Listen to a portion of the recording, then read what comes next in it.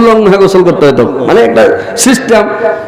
নদীতে গা ধুবে সবাই ন্যাংটা হয়ে নেমে গেল, নদীতে যাও হেলা টেলা চুবর টুবর মেরে গা ধুয়ে ন্যাংটা উঠে ডাঙ্গা দিয়ে কাপড় বেরোবে, মানে এটা একটা সিস্টেম ওই জামানায়। মুসা আলাইহিস সালামের জামানা তো ওই সিস্টেম ছিল। মুসা আলাইহিস সালাম করেছে কি উলঙ্গ হয়ে গোসল করে ওই দেশের সবাই, তো মুসা আলাইহিস সালামও করে। তো এইবার নবী একটা, আর মুসা আলাইহিস সালাম একটু শর্মিন্দাও লোক, লোকের সামনে উলঙ্গ হয়ে গোসল করতে একটু শরম লাগে ওকে। তো সবাই ঘাটে গোসল করছে মেলে মানুষ, আর মুসা আলাইহিস সালাম অঘাটে মানে অনেক দূরে যায় আনক খাই একলে গা ধুইছে, ও পানিতে নামলো একটা চুভড় মেরে ডুব মেরে দড়িয়ে উঠে কাপড় কিনে নিলে এরকম করে। তো ওর যেগুলা এগনেস্ট পার্টি, বিরোধী পার্টি, সব তো মানুষ আর একরকম নাই ভাই। একটা মানুষকে সবাইকে ভালোবাসে। আপনার সবাই বন্ধু আছে গ্রামের মধ্যে, আপনি যতই ভালো হন সবাই বন্ধু না, আপনার কেউ দোষ আছে, কেউ দুশ্মন আছে আপনার। তো এইবার আল্লাহর নবী মুসা আলাইহিস সালামের একটা বদলাম রটিয়ে দিল যে ওর অন্ডকোষ ছোট বড় মানে এক শিরা আছে, একটা বিচ্ছি বড় একটা ছোট, মানে এরকম একটা বদলাম রটিয়ে দিল যে ওকে এক শিরার আরাম আছে। না তো লোকের সামনে কেনে গোসল করে না। তো আল্লাহ কোন নাবির আইব রাখবে না, তো আইব রাখবে না। এইবার মুসা আলাইহিস সালাম কি করেছে, গা ধুইতে নেমেছে আর পাথরের উপরে কাপড় রেখে দিয়ে গোসল করছে। এবার গোসল করে যেমন উঠেছে পাথরখানা কাপড় উঠতে শুরু করেছে, মানে চলে যাচ্ছে ওদিকে। মুসা আলাইহিস সালাম তো লেগে দৌড়াইতে পাথর কাপড় দে আমাকে, কাপড় কিন্তু চলে যাচ্ছে। ওই লোক গালা যেটা আছে ওর কাজ দিয়ে থেমে গেছে। ওরা দেখে নিলে যে না এই তো ওই যেটা ব্যারামের কথা বলছিলাম ওটা তো নাই, সব ঠিক আছে। তো বিনা ক্যামেরার উপরে একটা তহমত লাগা হচ্ছিল, তো সব দেখে নিলে কাপড় নিয়ে পিনে নিলে, তো জেনে নিলে। তো ওই দেশে ওই জামানাতে উল্লঙ্ঘ হয়ে গোসল করা সিস্টেম ছিল। হযরতে দাউদ আলাইহিস সালাম ছাদের উপরে চড়ে আছে, আর ওই বাড়িওয়ালার ওই নতুন বউ উলঙ্গ হয়ে গোসল করছে। যেমন দাউদ আলাইহিস সালামের নজর পড়ে গেল নতুন বউটার দিকে। এইবার নতুন বউটা করেছে কি দেখছে রে বাপরে, ওর নজর পড়ে গেছে দাউদ আলাইহিস সালামের দিকে। চট করে করেছে কি চুল খুব বড় ছিল, মাথাতে ঝাঁকড়া চুল নতুন বউটার, খুব বড় বড় চুল। চুল দিয়া ইজ্জতটাকে ঢেকে দিল, একদিকে সাইড হয়ে গেল, সাইড হয়ে যায় মানে কাপড় বিনা ইজ্জত ঢেকে নিল। দাউদ আলাইহিস সালাম ওই নতুন বউটাকে দেখলো, এত সুন্দরী, এত চেহারা এত ভালো চেহারা দেখে দাউদ আলাইহিস সালাম ওখান থেকে নেমে এসে বাড়িওয়ালাকে ডাক দিল। বাড়িওয়ালাকে ডেকে বলল, ভাই তোমার নাম কি? বললে আমার নাম হচ্ছে আউরিয়া, আমার নাম আউরিয়া।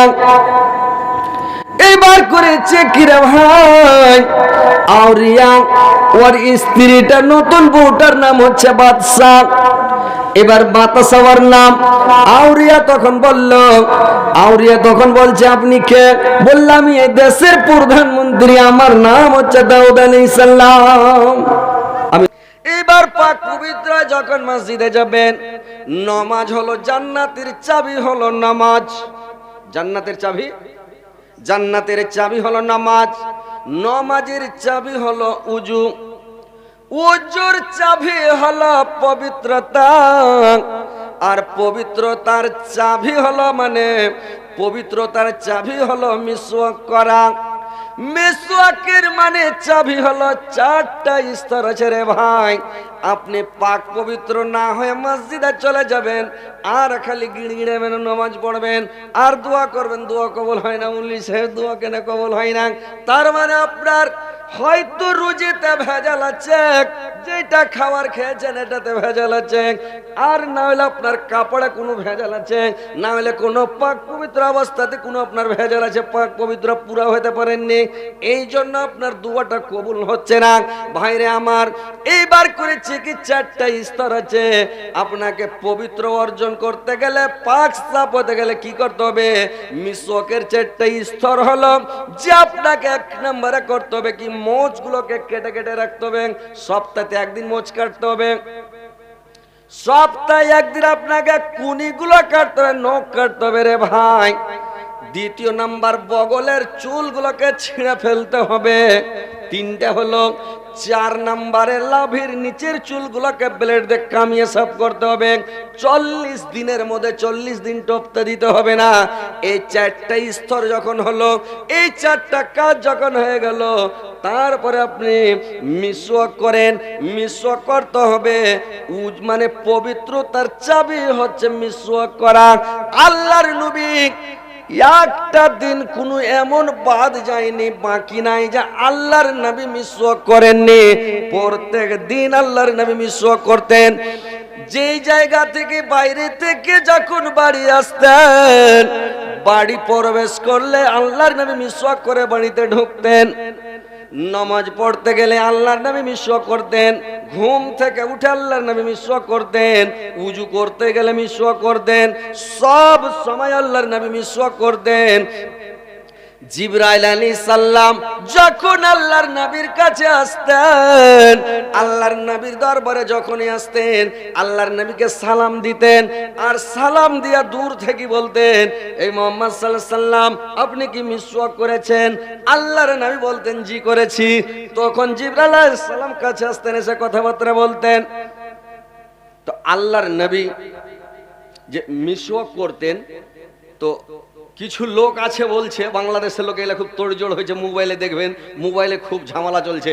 বলছে তাহলে কি আল্লাহর নবীর মুখে কি দুর্গন্ধ ছিল যে ও মিসওয়াক করতো, জিবরাইল আসতো না? তো এরা বলছে, যারা আহলে হাদিস আলেমেরা, এরা বলছে না, মিসওয়াকটা একটা ভালো জিনিস, 100 রোগের ওষুধ।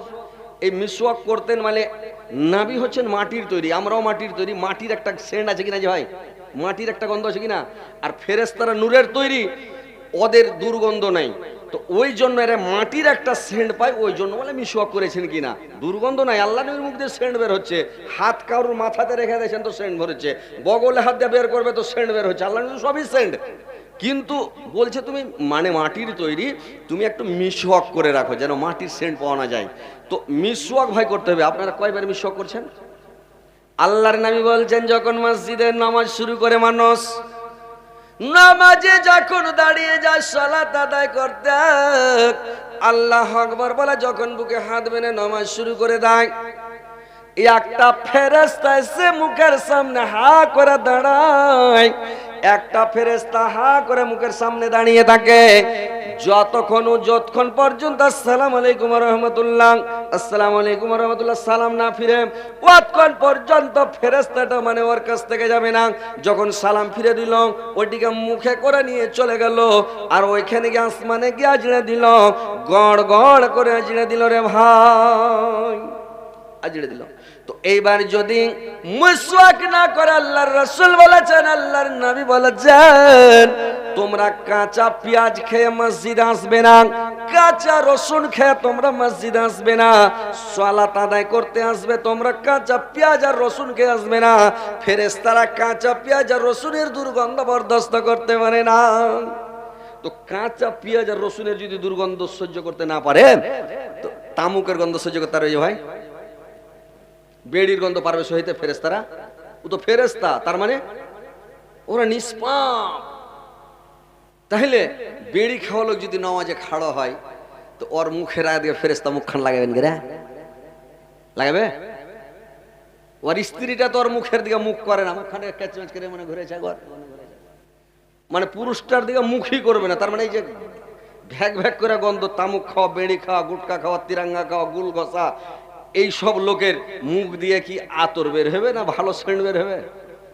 তাহলে ওর মুখের আগে দিকে ফেরেশতাটা থাকবে? একবার বেড়ি খেলে 40 দিন ওর মানে ইবাদত কবুল হবে না। একবার গুটকা খেলাই, তিরাঙ্গা খেলাই, যদি আর কিছু গুল ঘষা নাই, এই সব নিশা দ্রব্য যদি খায়, 40 দিন ওর ইবাদত কবুল হবে না। আর ও নামাজ পড়ে মসজিদে যাবে, তো মসজিদে যেতে গেলে আপনাকে আগে থেকে পাক পবিত্র হয়ে পরিষ্কার পরিচ্ছন্নতা হয়ে যেতে হবে। যেদিন আল্লাহর নবীর কাছে আল্লাহর নবীকে বললেন, যেদিন আল্লাহর নবী গারে হিরা থেকে আসলেন, আল্লাহর নবী এসে শুয়ে আছেন, আল্লাহর নবী শুয়ে আছেন, আল্লাহর নবীকে খাদিজা জিজ্ঞাসা করছেন, আরে হুজুর আপনি এরকম থরথর করে কেন কাঁপছেন? আল্লাহর নবী শুয়ে আছে কম্বল মুড়া দিয়ে, চাদর মুড়া দিয়ে শুয়ে আছেন। এইবার আল্লাহর নবী যখন শুয়ে আছেন, জিবরাইল আলাইহিস সালাম তার কাছে আসলেন।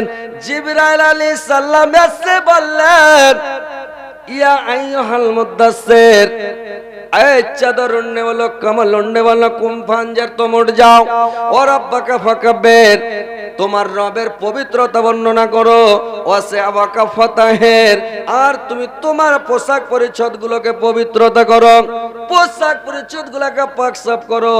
আর জাফাজুর, আর তুমি মানে নাপাকের নিকটবর্তী হয় না, অপবিত্রর কাছে তুমি যেও না, নাপাকের কাছে তুমি যেও না। তাইলে আল্লাহর নবী বলেন, তুমি আগে পোশাক পরিচ্ছদকে তুমি আগে পাক করো, সাফ করো, শরীরকে তুমি পাক করো, তারপরে বডিকে পাক করার পরে মসজিদে যাও। আল্লাহ বলছেন, আমি নিজে পবিত্র, আমি পবিত্রকে ভালোবাসি। তোমরা আমার কাছে যখন আসবে তো তোমরা পাক হয়ে, পবিত্র হয়ে, পরিষ্কার পরিচ্ছন্নতা হয়ে তোমরা মসজিদে এসো, আমার কাছে এসো, আমি তোমাদের কথা শোনার জন্য তো তৈরি আছি। বান্দা যখন এক ধন্দে নামাজ শুরু করে, আল্লাহু আকবার, আল্লাহ বলছেন আমি আমার বান্দার দিকে এক ধন্দে দেখে থাকি। কিন্তু বান্দা যখন নামাজ শুরু করে দিয়া খালি আসমানে মানে দিকে দেখে, ঘড়ির দিকে, দেওয়ালের ক্যালেন্ডার দেখে, নামাজ শুরু করে দেয় আল্লাহ আল্লাহ আল্লাহ এনকে যদি দেখে, ইদিক উদিক দেখে, তো আল্লাহ বলছেন যে যখন আমার বান্দা ইদিক উদিক দেখে, তো আমিও মুড়ি ঘুরিয়ে নিব, আর নামাজের পারও আমি করি না। আব তুমি পড়তে থাকো, তোমার নামাজের দরকার নাই আমার। তাইলে ইদিক উদিক তাকাইতে হবে না। মাইক কেন এরকম করতে লাগলো রে ভাই?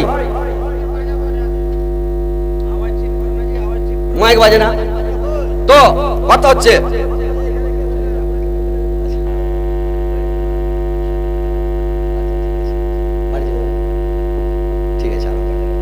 ঠিক আছে তো।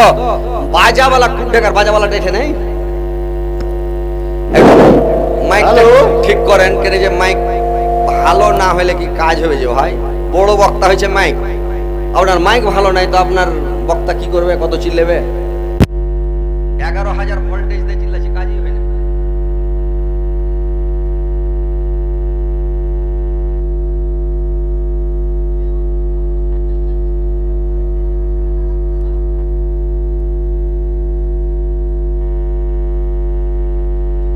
আওয়াজটা ঠিক করেন যেন টান টানা টান বাজে ভাই, বুঝতে পারছেন? মদিনায় মদিনায় তোরা কে যাবি, চলে আয়, যেথায় নবীজি ঘুমায়, যেথায় নবীজি ঘুমায়, নবীজির দুধ মাখ, নমতাল হালিমাক, নবীজিকে পাহারা দেয়,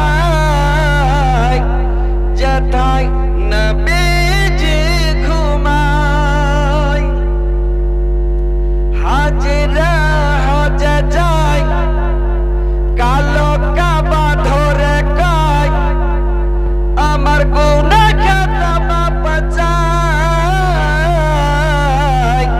যেথায় নবীজি ঘুমায়, যেথায় নবীজি ঘুমায়।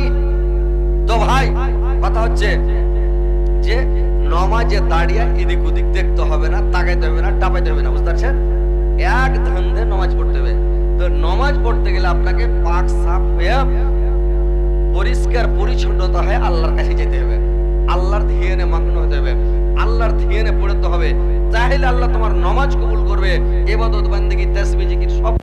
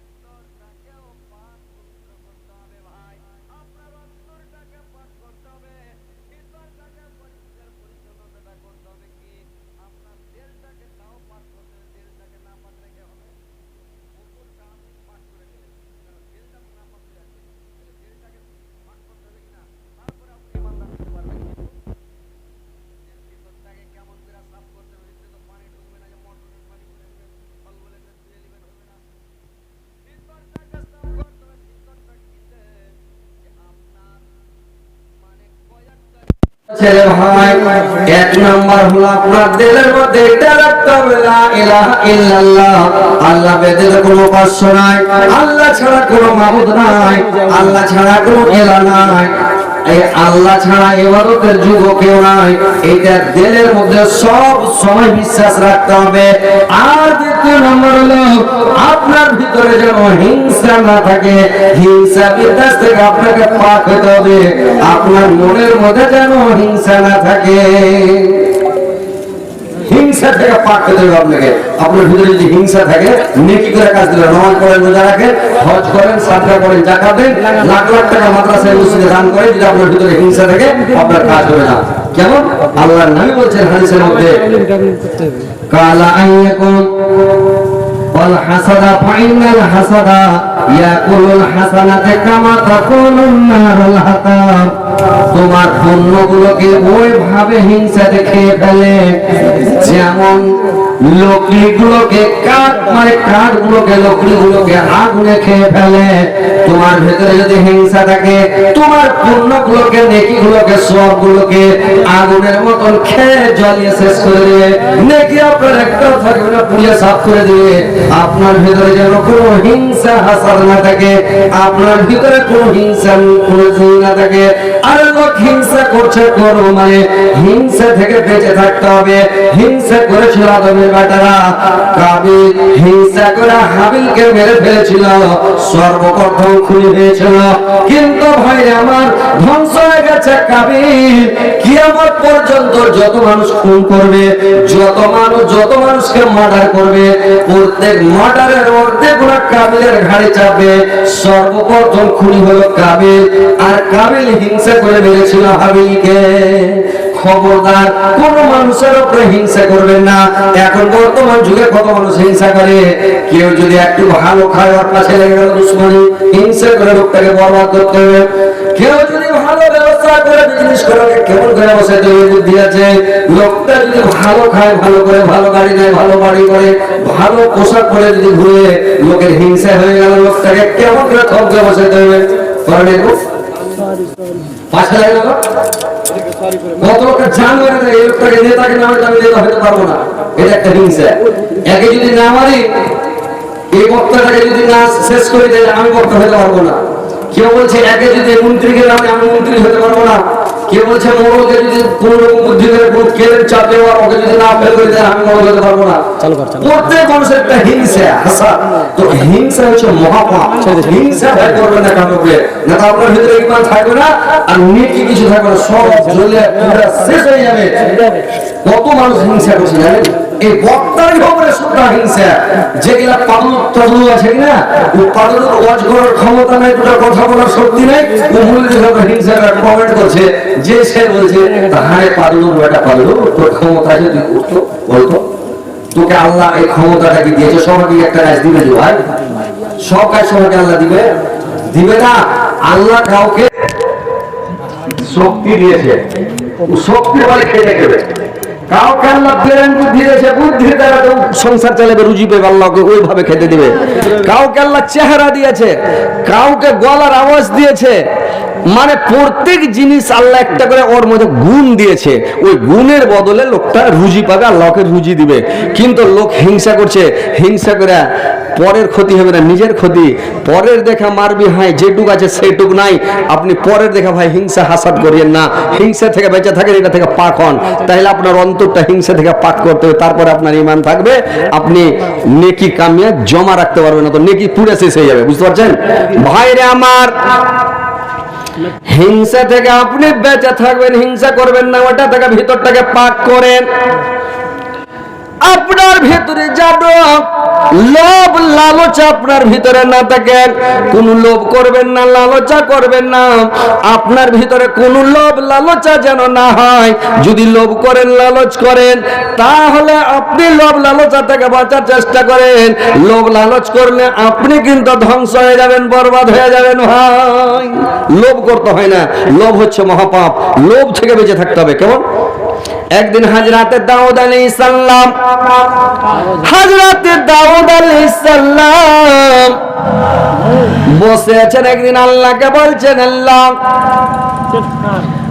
আপনি ইব্রাহিমকে বুজুর্গি দান করেছেন, আপনি ওর বেটা ইসমাইলকে বুজুর্গি দান করেছেন, ইসাকের বেটা ইয়াকুবকে বুজুর্গি দান করেছেন, ইয়াকুবের বেটা ইউসুফকে আপনি বুজুর্গি দান করেছেন, আপনি আমাকে কেন বুজুর্গি দান করেন না?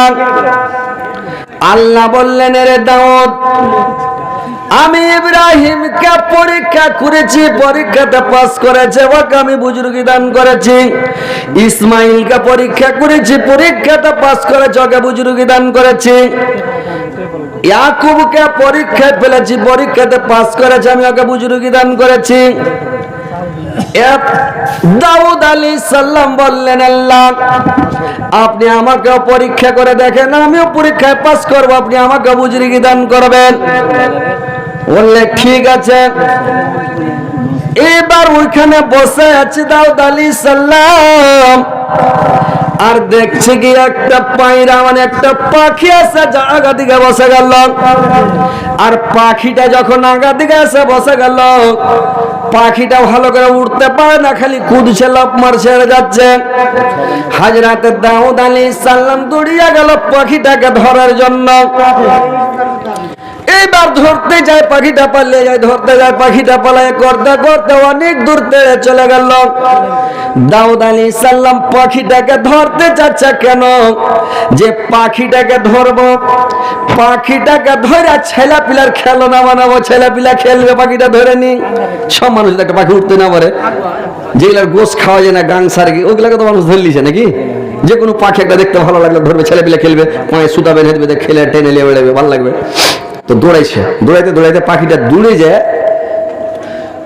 এক ঝোড়ার ঘরের উপরে যায়, চড়লে পাখিটা উড়ে যাবো সাল। হযরত দাউদ আলাইহিস সালাম ওই ছাদের উপরে যখন চড়ে নিয়েছে রে ভাই, ওই ছাদের উপরে দাউদ আলাইহিস সালাম চড়ে নিয়েছে পাখিটা ধরার জন্য। দেখছে পাখিটা নাই, পাখিটা কোনে উপিয়ে গেল, কোন দিকে চলে গেল। এবার হযরত দাউদ আলাইহিস সালাম ছাদের উপরে চড়েছে, একবার করে দেখছে ওই বাড়িতে একটা বহু ছিল, নতুন বহু, দুদিন হলো বিয়ে করা, কালকে বরণটা শেষ হয়েছে, এখনো সোহাগরাত মানায়নি, বেসর ঘর দেওয়া হয়নি। ওই নতুন বউটা করেছে কি, গোসল করছে গোসলখানাতে, গোসলখানার উপরে চাল দেওয়া নাই, খালি ঘেরা আছে, আর ওই জায়গাতে গোসল করছে। কিন্তু ওই জামানাতে একটা সিস্টেম ছিল রে ভাই, ওই জামানার প্রত্যেক মানুষ উলঙ্গ হয়ে ন্যাংটা হয়ে গা ধুইত। ওই জামানার প্রথা ছিল উলঙ্গ হয়ে গোসল করা, ওইটা একটা জামানাই ছিল রে ভাই।